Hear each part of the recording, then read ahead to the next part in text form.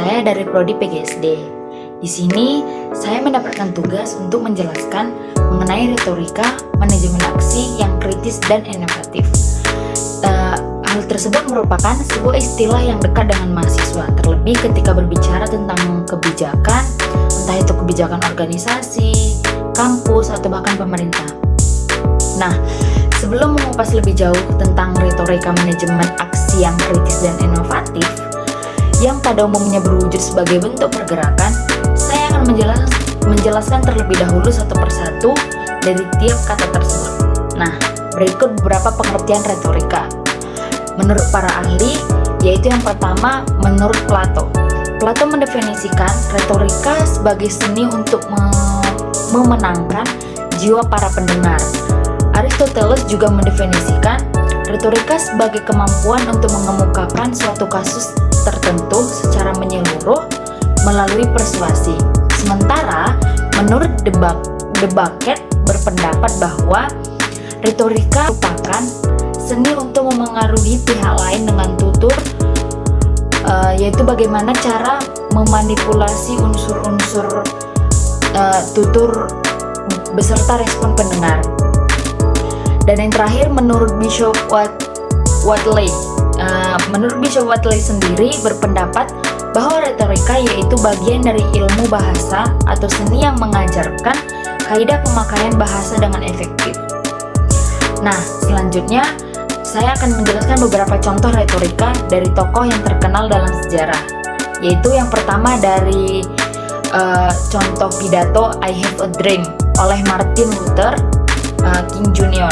Martin Luther King Jr. merupakan retorika yang kuat dalam pidato legendarisnya, sehingga ia mampu mempengaruhi pendengarnya.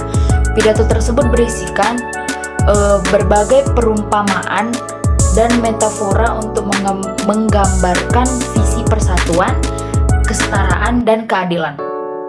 Nah, dengan bahasa emosional dan berdaya ungkap yang kuat, Martin Luther King Jr. dapat menginspirasi jutaan orang dan membagikan semangat perubahan. Contoh yang kedua yaitu pidato yang berjudul We Shall Fight on the Beaches, yang dibuat oleh Winston Churchill. Winston Churchill adalah seorang ahli retorika dengan berbagai pengalaman. Dalam pidato We Shall Fight on the Beaches, Winston Churchill memakai gaya bahasa yang puitis dan menggambarkan semangat melawan musuh dengan kata-kata yang penuh rasa semangat. Melalui retorika yang kuat, Winston Churchill dapat memotivasi rakyat dan meningkatkan semangat perlawanan pada masa perang. Nah, terlihat jelas bukan? Retorika adalah seni untuk memengaruhi orang lain secara lisan atas apa yang menjadi pemikiran kita. Yang berikutnya adalah, apakah arti manajemen aksi berpikir kritis dan inovatif? Menurut Putri Cindy Amelia, manajemen aksi adalah suatu cara atau metode yang digunakan untuk mengorganisir aksi massa agar terkoordinasi sesuai dengan rencana tujuan awal. Sementara berpikir kritis dan inovatif menurut Jubaidah dan Aloysius adalah kemampuan untuk menganalisis suatu masalah atau situasi secara objektif dan rasional serta mengambil keputusan berdasarkan fakta dan bukti yang ada. Sedangkan berpikir inovatif adalah kemampuan untuk mengembangkan ide-ide baru menjadi suatu produk atau layanan yang memiliki nilai tambah dan dapat dijual. Nah, selanjutnya, berpikir kritis dan inovatif penting dalam lingkungan organisasi karena dapat membantu meningkatkan produktivitas, meningkatkan kinerja, dan memunculkan ide-ide baru yang menghasilkan keuntungan bagi organisasi. Selanjutnya, yaitu beberapa alasan mengapa berpikir kritis dan berpikir kreatif dan inovatif sangat penting dalam berorganisasi.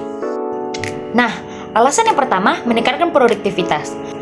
Kemampuan berpikir kritis dan inovatif dapat membantu karyawan untuk menyelesaikan tugas dan proyek dengan lebih efektif dan efisien, dengan mempertimbangkan berbagai opsi dan melihat masalah dari sudut pandang yang berbeda. Karyawan dapat menemukan cara yang lebih baik untuk menyelesaikan tugas mereka. Nah, yang alasan yang kedua, memunculkan ide-ide baru. Berpikir kritis dan inovatif dapat membantu karyawan untuk menghasilkan ide-ide baru yang dapat membantu perusahaan berkembang dan memperoleh keuntungan. Dengan melihat masalah dari sudut pandang yang berbeda, karyawan dapat menemukan solusi yang lebih baik dan mengembangkan ide-ide yang baru dan dapat mengimplementasikan dalam bisnis. Nah, alasan yang selanjutnya yaitu meningkatkan kinerja. Dengan memiliki kemampuan berpikir kritis dan inovatif, karyawan dapat menghasilkan ide-ide baru yang dapat meningkatkan kinerja perusahaan. Mereka juga dapat mengevaluasi kinerja mereka sendiri, membuat perubahan yang diperlukan untuk mencapai tujuan perusahaan. Nah, yang selanjutnya, mendorong inovasi. Kemampuan berpikir inovatif dapat membantu organisasi untuk mengembangkan produk dan layanan baru yang dapat memperluas pasar mereka dan meningkatkan keuntungan. Dengan berpikir inovatif, karyawan dapat menemukan cara baru untuk melakukan bisnis dan memenuhi kebutuhan pelanggan. Nah, berdasarkan pemaparan di atas, dapat menarik benang merah bahwa manajemen aksi yang kritis dan inovatif adalah pendekatan yang digunakan untuk mengelola tindakan atau proyek secara efektif dan melibatkan pemikiran kritis.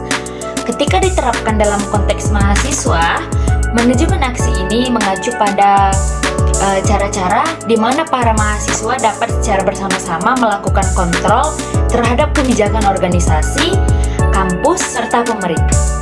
Tidak hanya itu, mahasiswa juga kemudian dapat menawarkan sebuah solusi yang lebih inovatif, berkelanjutan, dan kekinian untuk mencapai tujuan akademik, pribadi, atau sosial mereka. Yang selanjutnya adalah manajemen aksi juga melibatkan sikap, perilaku, dan tindakan yang bertujuan untuk memberikan dampak positif pada diri sendiri, rekan sejawat, dan lingkungan sekitar. Ini melibatkan sikap optimis, semangat, dan pemecahan masalah yang konstruktif. Kita dapat menggunakan pendekatan ini untuk merancang dan melaksanakan tindakan yang bermanfaat, menghasilkan perubahan yang positif, atau memecahkan masalah yang dihadapi. Dengan memahami pengertian di atas, kita dapat menyimpulkan bahwa retorika manajemen aksi dan kritis dan inovatif adalah sebuah jargon yang mengajak kita semua untuk mempunyai seni berkomunikasi lisan berdasarkan tata bahasa, logika, dan dialektika supaya dapat menguasai publik dan opini setelah menganalisis suatu masalah atau situasi secara objektif dan rasional berdasarkan fakta dan bukti yang ada, serta menawarkan sebuah perubahan yang relevan dengan situasi saat ini, sehingga memunculkan solusi yang berkelanjutan. Nah, salah satu contoh manajemen aksi yang kritis dan inovatif dan cukup berhasil dilakukan oleh mahasiswa adalah demonstrasi pada tahun 1998 yang kala itu sukses mempengaruhi serta menggalang massa untuk menggulingkan pemerintahan Soeharto serta melahirkan sebuah produk yang bernama reformasi. Saat itu, retorika yang digunakan para tokoh reformasi untuk mempengaruhi publik adalah kata reformasi itu sendiri, yang kemudian juga melahirkan tuntutan kepada pemerintah, yakni turunkan harga, adili Soeharto dan antek-anteknya, tangkap dan adili pelaku pelanggaran HAM, dan selanjutnya pemberantasan korupsi,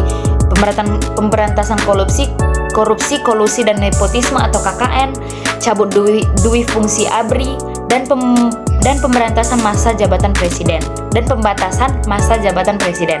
Nah, hasilnya meski masih dalam proses pencapaian tujuan reformasi, namun kita sudah bisa menikmatinya kan?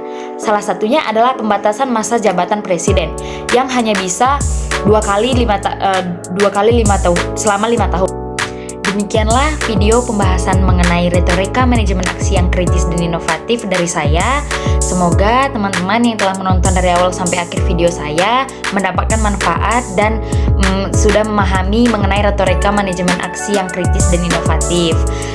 Saya mohon maaf bila ada kesalahan dalam bertutur kata dan menyinggung pihak-pihak tertentu. Jadi sekian dari saya, mohon bantuan di share, like, dan komen dan subscribe ya teman-teman. See you, sampai jumpa di video saya selanjutnya.